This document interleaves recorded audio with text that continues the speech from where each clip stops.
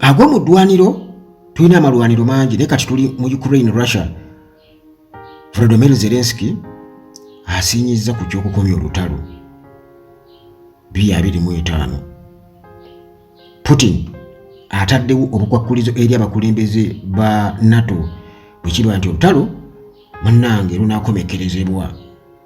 Ate mu ggwanga erya Iran agafaayo batugamba nti Khamenei bwe tumanyi obulungi omusajja enjasabiggu omukulembeze wa Iran ow'oku ntikko Ayatollah Ali Khamenei mawulire gagamba nti byasiba bye bikutuka ayinza okuba nga ali mu kkoma.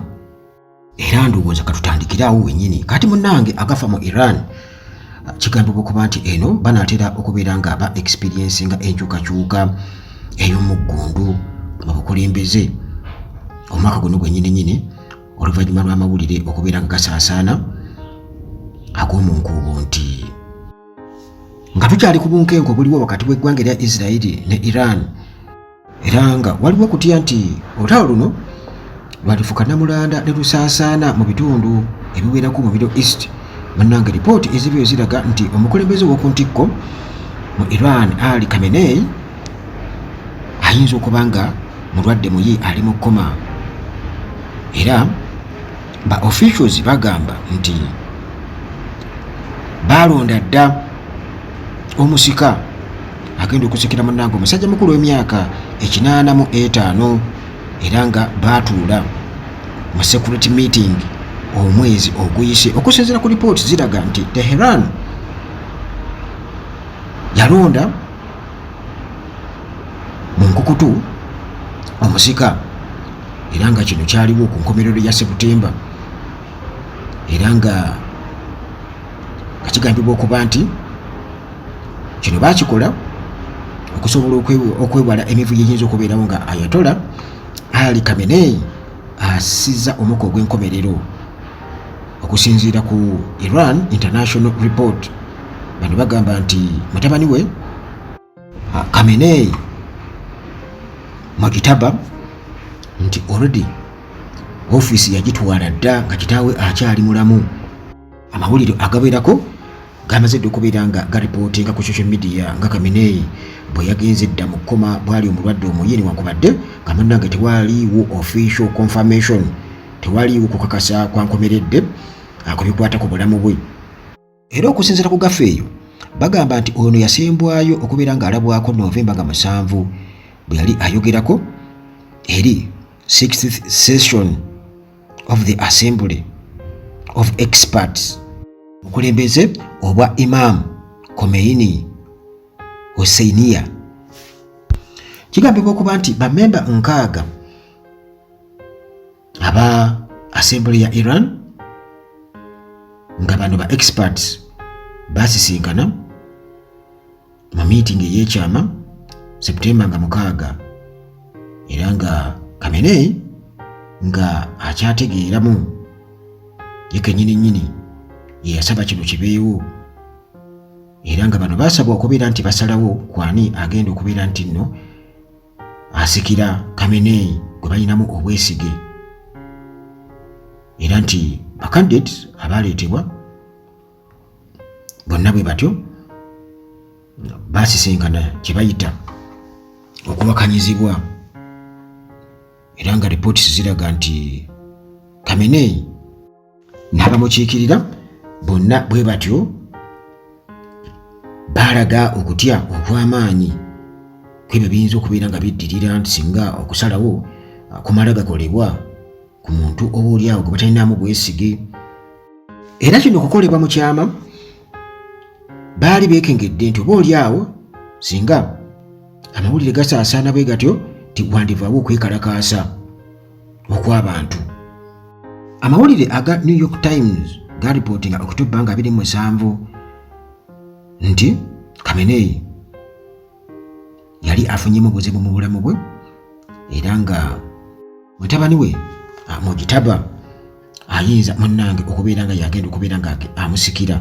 Khamenei abadde president owa Iran, era nga office yagiyingira mu 1989 era nga yakyasinze okubeera nti alwa ku bukulembeze mu Middle East. Mujitaba bw'atyo yabakanyedda n'omulimu ogw'okubeera nti kati asalawo kinene nnyo mu Iran. Ensonda zigamba nti Khamenei okukola kino n'okusalawo okubeera nti nno balonda omuntu mu kyama abeera amudira mu bigere kyava ku kwekengera nti kiyinza okuleetawo oboolyawo emirerembe n'obuvuyo singa afa nga tannaba kubeera nga munnange ategeka oba nga asalawo oba nga enkasi agikwasa omuntu omulala. Eyo bwe tuvaayo muganda wange obunkenke bw'amaanyi mu ggwanga erya Ukraine oluvannyuma lwa Volodymyr Zelensky okulabula nti olutalo wakati wa Ukraine ne Russia lulina okubeera nga lukomekkerezebwa 2025. Volodymyr Zelensky ategeezezza nti olutalo wakati wa Ukraine ne Russia lulina okubeera nga munnange lukomekkerezebwa omwaka ogujja 2025 era nga okusinziira ku ye agamba nti kino kiyinza okukolebwa mu bwangu okuva lekiri nti munnange musajja mukulu Donald Trump kati ye president wa US yagambye nti bino bigenda kukoma mangu. The war between Ukraine and Russia will end sooner than it otherwise would have done once US President-elect Donald Trump enters the White House again. Volodymyr Zelensky nga atutegeeza President wa Ukraine bw'atyo era yagambye nti eggwanga lye lirina okubeera nga likakasa nti olutalo luggwa omwaka ogujja era n'akakasa nti kituufu amagye ga Russia geeyongedde okubeera nga geefunza amatwale aga Ukraine. Zelensky yategeeza n'agamba nti Trump alina kye yayise constructive exchange. Bwe batyo n'agamba nti bwe babadde bawayaako ku ssimu oluvannyuma lwa Trump okuwangula obwa president mu America, Zelensky yagambye nti tebalina kye baayogedde oba tebaayogedde ku kintu kyonna kyonna kikontana ne position ya Ukraine ku lutalo. Tebalina kye bakyogeddeko, nti ebintu byayogera tebyabadde ate mu conversation eyabadde wakati we ne Trump ku ssimu yabuvuddeko.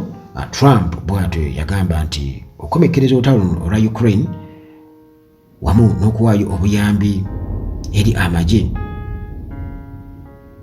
ye kye yayita okubeera nti kino kinyunyunta resources eza US akirabanga okwonoona. Kakati awo munnange okusinziira ku mawulire mu Ukraine, Zelensky yagamba nti olutalo munaye lugenda kubeera nga luggwa mangu nnyo wansi w'obukulembeze bwa Trump. Ye kyasuubira agamba it is certain that war will end sooner with the policies of the team that will now lead the White House. Tukusinziira ku policy eza ttiimu egenda okubeera mu White House wali mu US kirabika olutalo lugenda kubeera nga lukomekkerezebwa mwangu. N'agamba nti eno ye approach yaabwe kubanga kye baasuubiza bannansi mu kalulu oba mu campaign.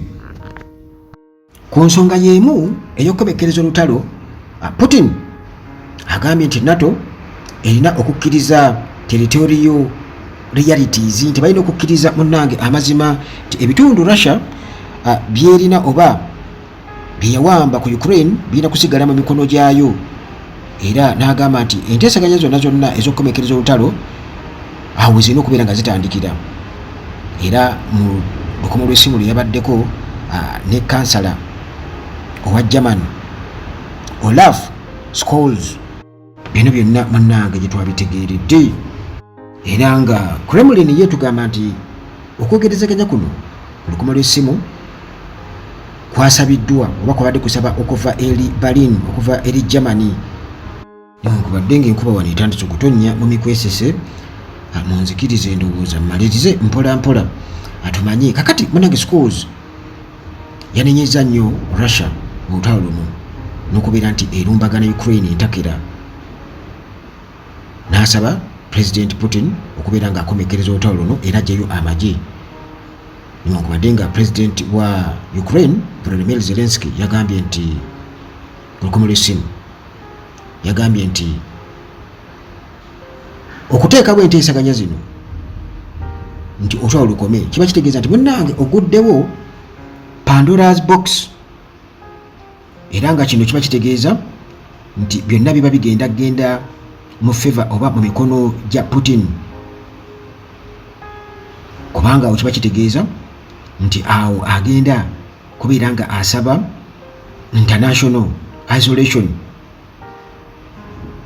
za facing essaawa eno zikomekerezebwe nti baddemu ebyensubuligana n'ebirala. Sigenda kusukkawo awo anti munnange mu mikwesese ene waffe enkuba etonnya, tuli mu sizoni ya nkuba era ndowooza katukomaawo tugirinde eki kubanga ffe mikwesese munnange kumpi tugizaawo na kiyinja, sawundi y'enkuba oba ogiwulira buli kimu, ebinyonyi oba obiwulira, n'embuzi bwe zikaaba enkoko bwe zikookolima oba oziwulira, kubanga ene waffe muganda wange tuli ku reality, buli kimu kitukubanga bwe kijja